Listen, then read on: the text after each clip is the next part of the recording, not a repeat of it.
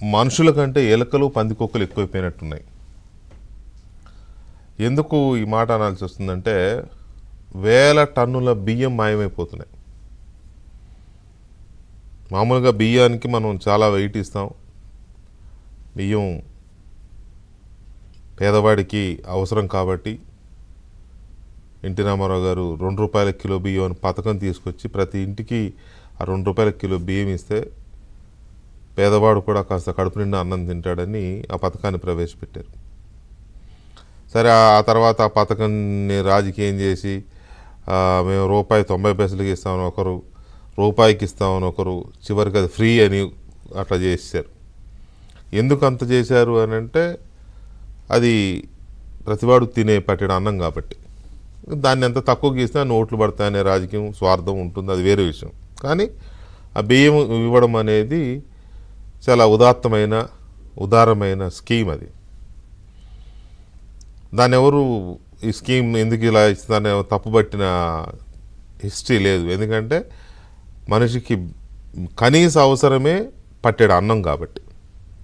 పచ్చడి కలుపుకునే తినేదానికి అన్నం అయితే ఉంటే సరిపోతుంది. ఇలాంటి పరిస్థితుల్లో ఒక దశలో ప్రొడక్షన్ కూడా సరిపోలా. ధాన్యం పండించడం, వ్యవసాయంలో ధాన్యం ఉత్పత్తి కూడా సరిపోలా. అంతగా ప్రజలకి పౌర సరఫరాల శాఖ ద్వారా బియ్యాన్ని ఇవ్వాల్సి వచ్చింది. దాంట్లో ఎన్నో విప్లవాత్మకమైన మార్పులు తీసుకొచ్చారు. ఆ తర్వాత మధ్యాహ్న భోజన పథకాన్ని కూడా ప్రైమరీ స్కూల్ నుంచి హై స్కూల్కి తీసుకెళ్ళడం, హై స్కూల్ నుంచి ఇప్పుడు కాలేజీలకు కూడా విస్తరింపజేస్తున్నారు. మళ్ళీ ఆ తర్వాత ఏదో డబ్బులున్న వాళ్ళేమో సన్న బియ్యం తినాలా, బీపీటీలు లేకపోతే సన్నాలు తినాలా, పేదవాడికి ఏమో ఎంత ఫ్రీగా ఇస్తే మాత్రం దొడ్డు బియ్యం ఇస్తారా, లావు బియ్యం ఇస్తారా, సురేఖలు లేకపోతే 1000 అట్లాంటివి ఇస్తారా, లేదు వాళ్ళకి సన్న బియ్యం వేయాలని చెప్పి ప్రభుత్వాలు. ఓకే, వాళ్ళకు పొలిటికల్ స్వార్థము, ఓట్ల స్వార్థం ఉంటే ఉండొచ్చు, కానీ పేదవాడికి కూడా మంచి బియ్యం ఇవ్వాలనే ఒక సంకల్పంతో అది కాంగ్రెస్ ప్రభుత్వమైనా, తెలుగుదేశం ప్రభుత్వమైనా, ఇక్కడ బీఆర్ఎస్ ప్రభుత్వమైనా, అక్కడ వైసీపీ ప్రభుత్వమైనా ఎవరైనా ఇచ్చుకుంటూ వచ్చారు. కేంద్రంలో కూడా అంత్యోదయ అన్న యోజన కార్యక్రమంలో భాగంగా పేదవాళ్ళకి కేంద్రం నుంచి కూడా బియ్యం పంపిస్తున్నారు ఫుడ్ కార్పొరేషన్ ఇండియా ద్వారా.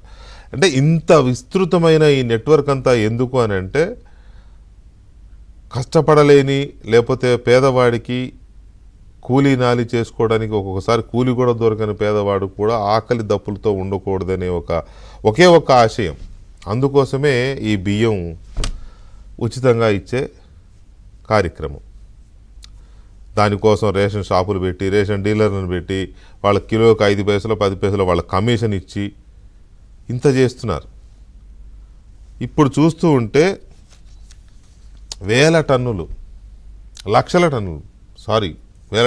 లక్షల టన్నులు స్మగ్లింగ్ జరుగుతోంది. ఏం స్మగ్లింగ్ చేస్తున్నారు?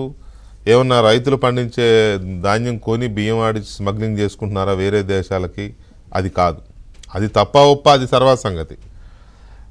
ఏ బియ్యాన్ని అయితే ప్రభుత్వం రైతుల దగ్గర నుంచి కొని ₹30 ₹40 కిలో చొప్పున కొని మళ్ళీ వాటిని డీలర్లకు కమిషన్ రూపంలో రవాణా ఖర్చులు అన్నీ భరిస్తూ ప్రజలకు ఉచితంగా చేరవేస్తోందో, మనిషికి 5 కిలోల చొప్పున నెలకి, వాటిని పేదలకి వెళయకుండా కొంత వెళితే వాళ్ళని ఆశ పెట్టి వాళ్ళకి కిలోకి ₹5 ₹10 ఇస్తామని అవి లాక్కుని ఆ బియ్యాన్ని స్మగ్లింగ్ చేస్తున్నారు. సరే, ఆ బియ్యాన్ని వెనక్కి అమ్ముకునే పేదవాడి బలహీనత కావచ్చు, లేకపోతే పేదవాడికి ఇంత పంట వస్తుంది కాబట్టి మన దగ్గర. నాకు బాగా గుర్తు, ఒకసారి రాజశేఖర రెడ్డి గారు సీఎంగా ఉన్నప్పుడు అసెంబ్లీలో రోషయ్య గారు ఒక మాట అన్నాడు, మన రాష్ట్రంలో ఉన్న కుటుంబాల కంటే మన రాష్ట్రంలో ఉన్న రేషన్ కార్డులు ఎక్కువ ఉన్నాయి, బహుశా మనం పక్క రాష్ట్రం వాళ్ళకి ఏమైనా ఇచ్చాము రేషన్ కార్డు అని డౌట్ వస్తూ ఉంటుంది నాకు అని. నిజమే, సిస్టంలో అదొక లోపం ఉంది. రేషన్ కార్డులు అడిగిన వాడికి అడగని వాడికి ఇదొక జాతరలాగా ఇచ్చేశారు. ఓట్ల రాజకీయం. వాడికి రేషన్ అవసరమా లేదా, వాడు మనం ఇచ్చే బియ్యం తింటాడా లేదా, ఇవేమీ ఆలోచించరు. దరఖాస్తు రాగానే కార్డు ఇచ్చేస్తారు. సో ఇలాంటివన్నీ ఇదైపోయి ఆ బియ్యం మొత్తాన్ని స్మగ్లింగ్ రీసైక్లింగ్ చేసి మిల్లుల్లో మళ్ళీ పాలిష్ పెట్టించి ఇంతలా ఉన్న బియ్యాన్ని కూడా సన్నగా 4 సార్లు పాలిష్ చేస్తే సన్నగా అయిపోతుంది. దాన్ని షిప్పులో చూశారు కదా, మొన్న పవన్ కళ్యాణ్ కాకినాడ షిప్ యార్డ్లో చూశారు కదా మీరు. అలాంటివి గడిచిన 5-6 ఏళ్ళుగా జరుగుతున్న కార్యక్రమం ఇది. సో అది